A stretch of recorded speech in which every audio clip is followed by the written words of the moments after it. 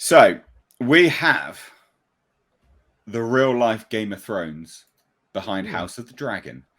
So House of the Dragon co-showrunner left the series apparently after HBO refused to promote his wife. Hilarious. Literally tried to push his wife into a bigger role. Get her a producing credit, get her on board. Just the co-showrunner. Just like, get my wife involved a bit more, please. Literally, the real life Game of Thrones started to sort of seep into House of the Dragon. This is interesting just because it's funny more than anything. And I really like House of the Dragon. I think it was one of the best things on TV last year. Agree. Can't wait for season 2. I think Matt Smith in House of the Dragon, fucking exceptional. Yeah, absolutely exceptional. So good. Like, there is one episode where he says nothing, and he's the standout in the whole thing. Matt Smith deserves better roles. So, because it was the best one on TV last year, it's interesting when the co-showrunner decides to leave as to, well, why? What's going on there? Like, what would make that happen? So let's take a look at this. So this is Matthew Bologna, Puck again. And yeah, interesting. So Miguel Sapochnik confirmed his departure from the series. When the news broke back in August, he described his time in the Game of Thrones universe, because he was on Game of Thrones as well, as an honor and a privilege. However, despite saying that moving on was the right choice for me personally and professionally, Sapochnik failed to elaborate on what exactly led to him choosing to walk away from Game of Thrones world. So again, this comes from Matthew Bologna of Puck. He reveals that Queen Alicent's maid, Talia, or the actress that played her, was basically like an off-screen coup. A real-life Game of Thrones occurred. Sapochnik is married to this actress, Alexis Rabin. And you might have noticed her name a couple of times in the credits because she produced the show as well as starring in it. The report claims that the co-showrunner's departure came after a protracted standoff over his wife and her involvement in House of the Dragon. So it sounds like Sapochnik wanted Rabin to join his and co-showrunner Ryan Condal's producing team for House of the Dragon's second season. A somewhat unrealistic request, if you really stop and think about it. HBO clearly agreed with that and was like, no, she doesn't have enough experience. That's a pivotal role. See you later. Negotiations reportedly became so heated that HBO had to bring in a mediator. Well, what the fuck? In an effort to calm the situation, though Sapochnik would ultimately choose to walk away from a series he could have been a key part of for years to come. That is someone that's pussy whipped. Right there. Miss out on all that, millions of dollars, because I'm not going to be part of that producing credit, so you can't do that, husband of mine. That's absolutely what it is. HBO has declined to comment on the situation, and we can't imagine Sapochnik or Rabin will either. Of course they're not. This is all just like a he said, she said situation, but no one else is speaking at this point in time. But nepotism in Hollywood is a thing. It occurs all the time. I'll hand it on over to you guys whilst I have to just dip out briefly. What do you guys think of this? I think this is freaking hilarious. Like, why you are part it was one of the biggest shows of all of 2022, and you're gonna walk out because they're not gonna push your wife more. I'd be like, hey babe, hey, I tried, they're not doing it, we'll try again later. But now you completely took yourself out of the situation to where even later on down the road, it's never going to happen now. He could have literally just stuck with it and later on been like, kept kind of trying to plant seeds in people's ears or whatever. But to just completely walk away, like, what an idiot. That's just my thoughts. Yeah, that's good. Tom? I have very little interest in House of Dragons, so I have very little to say about this other than Ryan Condal's an idiot. Did you watch the show, Tom? No, I don't.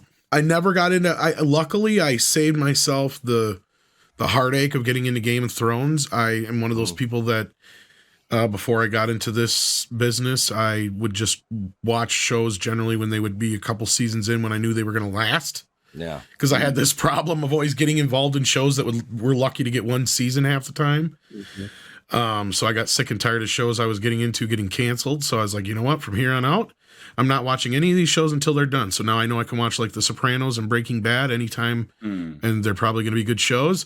But I know to avoid shit like Game of Thrones and you know, Dexter's one of those two I've been warned about, and some other ones where it's like, you know, now I know to avoid certain ones and not waste my fucking time on them. So Game of Thrones was one I just never wasted my time on, even though I've been hearing people have been enjoying the new show a little bit. It sucks because it sounds like it's a pretty cool fantasy show, but yeah, why should I? It's like if somebody could have went back and told me as a kid what was going to happen to Star Wars, I would have never bothered. Yeah. Yeah, it was Game of Thrones was great up until like the last two seasons were kind of, especially the last season just was not did not end well. And when House of Dragon came out, I was like, wow, this is going to be terrible. That was so And good. and I was expecting it to just be a complete shit show. And I Mhm. watched it and I was like, wow, this is actually pretty good. Yeah, I'm actually enjoying this. So I really like the first season, and I can't wait for the second season to come out. Mm. Okay, so here's what I think happened, Nate. The gentleman, I think I was looking at the article, but you took it down, but that's okay. I think the Sapochnik. gentleman got in trouble and he tried to make amends to his wife, who was maybe helping out on it that first season. Hey, babe, you know I'm gonna get you that credit second season. We're a hit Got in now. trouble with who? Who are we talking about? You got in trouble with I'm his wife. speculating, but my you don't walk away from a show. You don't get a mediator involved legally. There's something legally going on. I'm thinking maybe he hit on someone. He did something he wasn't supposed to be doing, and Oh, okay. he's saying to his wife, who let me make this up to you. Let me get you on that second season. Mm. He fought so hard for it, and then he walks away. Yeah. That does not happen, guys, unless y'all did something you weren't supposed to, unless you promised something you weren't supposed to. There's nepotism everywhere in every Hmm. industry, every business, for good or worse. Hollywood's no different, right? Um, that being said, the wife should have been involved to begin with, so that's what makes it even more odd. I think Homeboy was just trying to, cover his bad behavior with his lady, and then trying to push HBO, and they're like, absolutely not. You did something wrong, or Mm. bye. Yeah, You yeah. know, Interesting way of putting it. Yeah. so that's how I'm seeing it. Because none of it makes sense. Why would the Mm. fuck? Why would you walk away from success? That Guaranteed as well at this that is point. just, yeah. I mean, it's the Or at least a best. guaranteed paycheck for a few years at the very least, Yeah, substantial paycheck. and the thing is that he could have just went back and said, we didn't get what we wanted. We'll get you on the next one, talking to his wife, or Mm. we'll do another project, which happens all the time. There's couples that create shows all the time that get produced. Again, that's just odd, but that's just my speculative take. Yeah, no, I like it. I just thought it was so bizarre and interesting that it had to be talked about. Like, if you take it on face value, someone that's pussy whipped, she demanded it. If you're looking a bit sort of deeper and speculating past that, not taking it on face value, I'd agree with what you're saying. Yeah, like the likelihood is, yeah, maybe he did do something. Maybe he tried desperately to make it up to his wife. Because it does seem bizarre that you would Yeah, walk away from guaranteed income, like in the current market of everything. I don't know. It's so bizarre, especially, you know, because yeah, just that old. show's not going anywhere. It's Nah. it's their future right now. You know, It's it's a massive. headliner on HBO, I think now, isn't it? You Really, know, that's what HBO leads with. you know, you don't. Again, unless he's this high principled man, it's me and my wife, or we're walking. You know, and if I'm wrong, I apologize to that gentleman and his wife. I'm not trying to, like, you know, but I'm just legal can be very serious when it comes to like those kind of like actors on sets, male, female, mediators. They you know, they jump in real quick when it's stuff on sets like that. Yeah, like, well, I'll jump in and just say, like, we don't know what type or context the mediator was brought in with.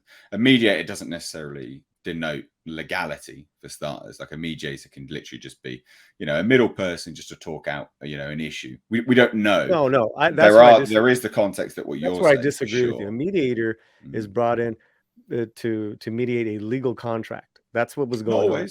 Not always. For this, well, no, I'm just saying not always. Like, we don't know. Because we're not told the context. We're talking about. Well, what would they bring in to talk about their feelings? They're not there to talk about their feelings. They're there. They were trying to work a new deal. That's a legal contract. That's a legal situation. Yeah, true. No, yeah, true. You are right. And maybe it was like, yo, you know, we know that. I don't know. I just know when they're bringing in a mediator, they're not effing around. Yeah. Okay.